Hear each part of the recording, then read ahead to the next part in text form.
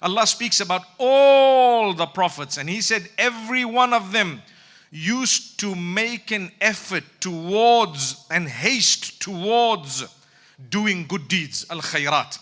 Khayrat refers to the goodness and all goodness in terms of the worship of Allah and the charities and so on, starting with worshipping Allah alone.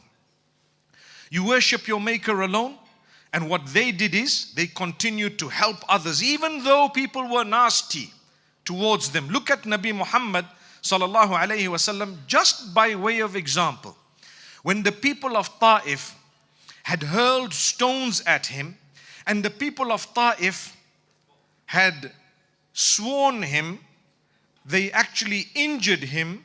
When he was given an opportunity to harm them back, he said, Allahumma hdi qawmi fa innahum la ya'lamun. Oh Allah, guide my people because they don't know.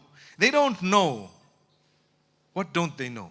They don't know what has happened. I have a message from you, O Allah. I am your messenger. They are literally throwing stones at me, hurling abuse at me, without realizing that they're actually harming a messenger of Allah. But he made a dua for them.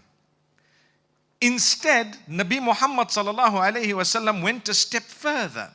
When the people he called towards the goodness did not listen to the goodness in Ta'if and harmed him, he complained about his own weakness. He didn't complain about their harshness. He says, Oh Allah, I am so weak. Allahumma inni ashku ilayk dha'fa quwwati.